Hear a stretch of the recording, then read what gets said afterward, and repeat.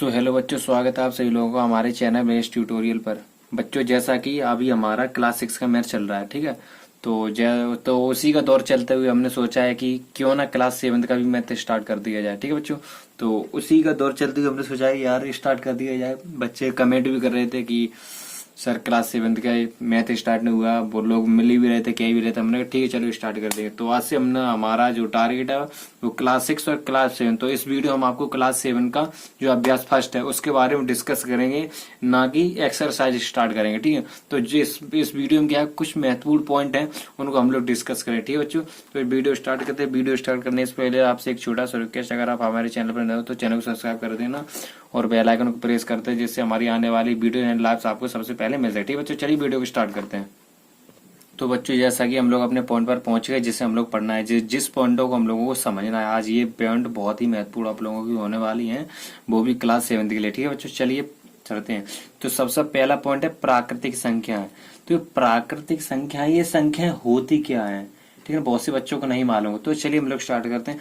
इसमें ये जो लोग हम लोग काउंटिंग करते हैं 1 से लेके 100 यानी कि लाखों करोड़ों तक, ये होती है हमारी प्राकृतिक संख्या। जैसे 1 हो गया, 2, 3, 4, 5 comma dot dot dot dot अनंत तक। अनंत का मतलब होता है कि इसकी कोई लास्ट गिनती नहीं है कि कहां तक हो जाए, ठीक है। ये होती है हमारी प्राकृतिक संख्या। प्राकृतिक संख्या जो होता है 1 से स्टार्ट होती है, अनंत तक बढ़ती रहती है, इसकी कोई लास्ट सीमा नहीं होती, ठीक है। इसे बोलते हैं प्राकृतिक संख्या। प्राकृतिक संख्या हमेशा 1 से स्टार्ट होती है। कहां से? 1 से होती है और अनंत तक होती है, ठीक है। ये होती है हमारी प्राकृतिक संख्या। अब चलते हैं सेकंड पॉइंट है पूर्ण संख्या। पूर्ण संख्या क्या होती है, चलिए इसे भी समझते हैं। पूर्ण संख्या जो होती है, मतलब संख्या तो यही होती है, कितनी होती है? 2, 3, 4, 5। संख्या यही होती है, बस इतना सिर्फ डिफरेंस इतना होता है कि इसमें जीरो नहीं होता है, इसमें जीरो और होता है, बस। ये पूर्ण, पूर्ण का मतलब होता है कि यानी संख्या पूरी तरह होना है। इसमें जीरो नहीं है तो ये पूरी नहीं है, तो इसमें जीरो ही हो गया, संख्या पूरी हो गई। जैसे 0, 1, 2, 3, 4, 5 डॉट डॉट अनंत तक हो गया। अनंत, ये अनंत का चिन्ह है। अनंत का मतलब होता है कि संख्या की कोई सीमा नहीं है, ये कहां तक कितनी बड़ी है, ठीक है बच्चों। हाँ, तो प्राकृतिक संख्या 1 से स्टार्ट होती है अनंत तक, और पूर्ण संख्या 0 से स्टार्ट होती है अनंत तक, ये होगी पूर्ण संख्या। अब आता है हमारा पूर्णांक। पूर्णांक क्या होते हैं, ठीक है बच्चों। चलिए पूर्णांक को समझते हैं। हमारी काउंटिंग शुरू होती है 0 से। कहां से? 0 से। 0, 1, 2, 3, 4 comma dot dot dot dot अनंत तक होती है। इतना जानता है, ये होता है मेरा पूर्णांक। अब पूर्णांक ही तो होता है, और इससे पहले होता है मेरा 1, 2, 3, 4 डॉट डॉट डॉट, मतलब इधर इधर भी बढ़ता रहता है, इधर भी मतलब अनंत होता है, ये इधर भी अनंत होता है। जैसे इधर अनंत होता है, बढ़ता रहता है, ऐसे इधर भी अनंत होता है, ठीक है। ये अनंत होता है। तो इधर क्या है, ये माइनस की संख्या होती है। कितनी? माइनस की होती है। देखो 0 क्या है? एक पूर्णांक है। 0 एक ऐसा पूर्णांक है, ना ही ये ऋण पूर्णांक है, ना ही ये धन पूर्णांक है। 0 के जो राइट साइड होते हैं वो क्या होते हैं? धन पूर्णांक होते हैं। क्या होते हैं? धन पूर्णांक। और जो लेफ्ट हैंड होते हैं इधर से इधर को, वो होते हैं ऋण पूर्णांक। क्या होते हैं? ऋण पूर्णांक। क्या होते हैं? पूर्णांक हमेशा 2 पार्ट्स में डिवाइडेड होता है, धन पूर्णांक और ऋण पूर्णांक। पूर्णांक कितने पार्ट्स में डिवाइडेड होता है? 2 पार्ट्स में। कौन सा? एक हो गया राइट साइड यानी कि धन पूर्णांक, यानी कि जो प्लस में होते हैं उन्हें धन पूर्णांक बोलते हैं। धन का मतलब होता है प्लस, हिंदी में बोलते हैं धन, ठीक है, और इंग्लिश हिंदी में भी बोलते हैं धन, ठीक है। और फिर 0 के इधर जो होते हैं वो होता है ऋण पूर्णांक। ऋण का मतलब होता है जिसके आगे माइनस लगा हो। 0 एक ऐसा पूर्णांक है, ना ही धन पूर्णांक हो सकता है, ना ही ऋण पूर्णांक। इसमें कभी माइनस प्लस नहीं लग सकता। ये हमेशा उदासीन ही होता है, ठीक है। कैसा? उदासीन, मतलब इस पर कोई चिन्ह ना हो, इसे उदासीन बोलते हैं, ठीक है। हाँ, तो पूर्णांक भी समझ गए आप, और पूर्णांक भी समझ गए, और पूर्ण संख्या भी, प्राकृतिक संख्या। फिर से एक बार इसे डिस्कस कर ले। प्राकृतिक संख्या 1 से स्टार्ट होती है अनंत तक, पूर्णांक संख्या 0 से स्टार्ट होती है अनंत तक, और जो पूर्ण संख्या 0 से अनंत तक। और पूर्णांक जो होते हैं वो 0, पूर्णांक 2 पार्ट्स में डिवाइडेड होते हैं, एक धन पूर्णांक और एक ऋण पूर्णांक।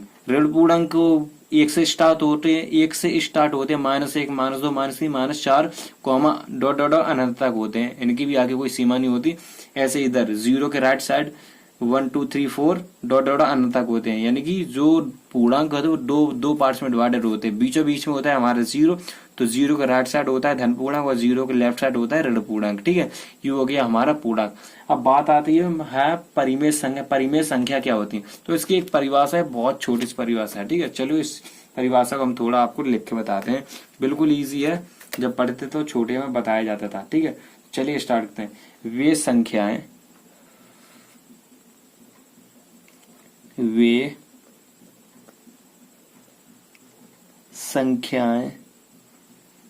संख्याएं जिन्हें अंश बटा हर, यानी कि अंश बटे हर के रूप में लिखा जा सके,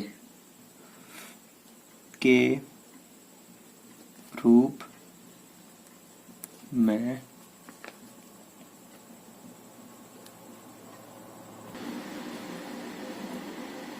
लिखा जा सके। क्या?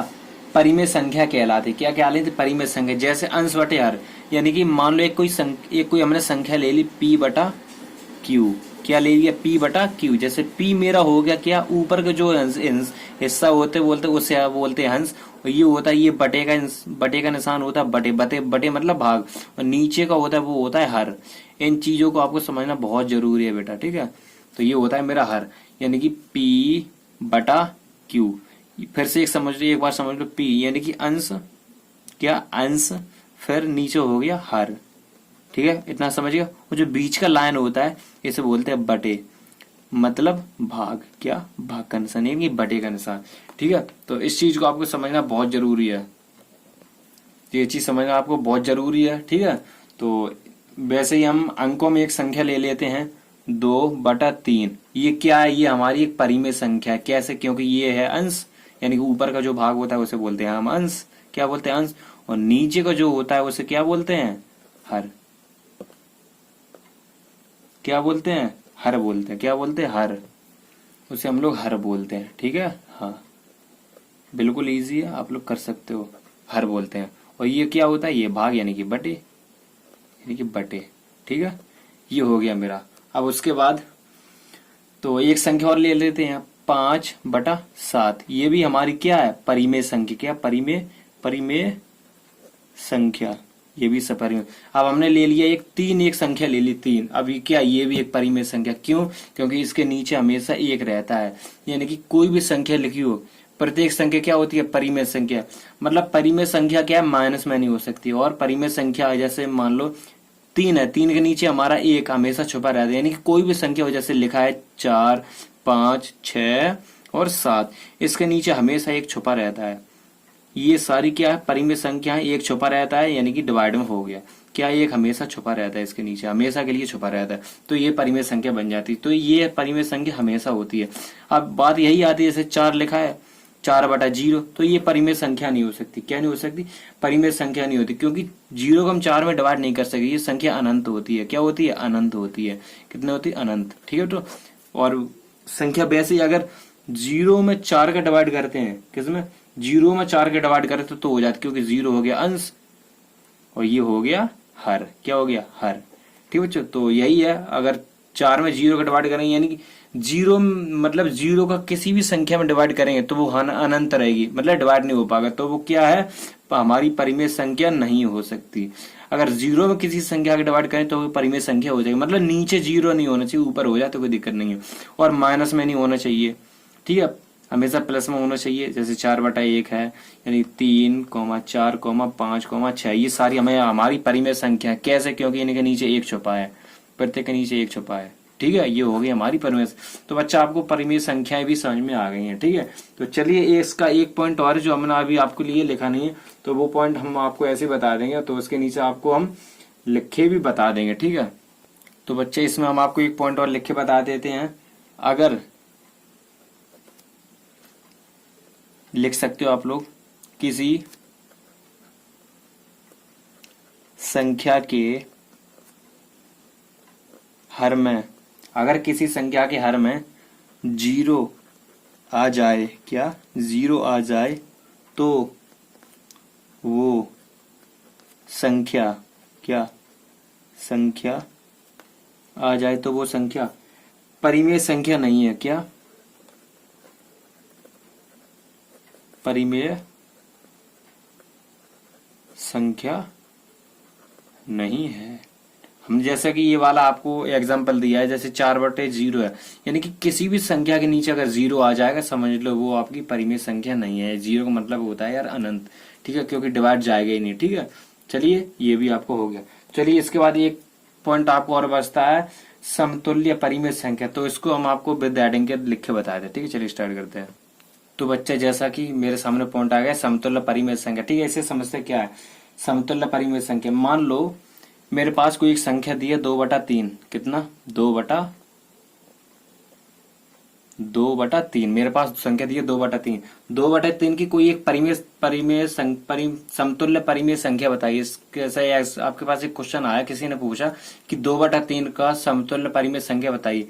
समतुल्य का मतलब होता है समान। सम मीन्स समान, सम मीन्स समान, यानी कि जैसे 2/3 है तो 2/3 में हमने मान लो ऊपर 2 का गुणा किया, यही एक क्वांटम। अगर ऊपर 2 का गुणा करेंगे तो नीचे भी 2 ही का गुणा करेंगे, तो कितना हो गया? 2 दूनी 4 और 3 दूनी 6, यानी कि इसके समतुल्य है, मतलब कुछ समान है। कुछ समान है मतलब समतुल्य है। ये जो संख्या आई है इसके कुछ समान यानी कि समतुल्य है। क्या है? समान या समतुल्य है। जैसे इसका समतुल्य पूछे तो ऊपर 4 का करोगे तो नीचे भी 4 का ही करोगे। किसका? 4 को गुणा करोगे। कैसे करोगे? चलिए, 4 चौको 16, कितना? 16, और 6 चौको 24, मतलब इसके समतुल्य है, मतलब समान है। ठीक है, तो ये तो हो गई है मेरी समतुल्य परिमेय संख्या है। क्या होगी? मतलब अगर ऊपर जितने का गुणा करोगे उतने का भी नीचे ही करोगे। ठीक है, जितने का ऊपर करोगे उतने का ही नीचे करोगे। तो ये होगी हमारी, मतलब ये जो संख्या आई थी इसके मतलब समतुल्य है, और ये जो संख्या है इसके समतुल्य है, मतलब समान है। ठीक है, ये हो गई हमारी समतुल्य परिमेय संख्या। इसके बाद आते हैं परिमेय संख्याओं के सरलतम रूप। इसको और हम आपको थोड़ा समझा देते हैं। क्या है परिमेय संख्याओं का सरलतम रूप?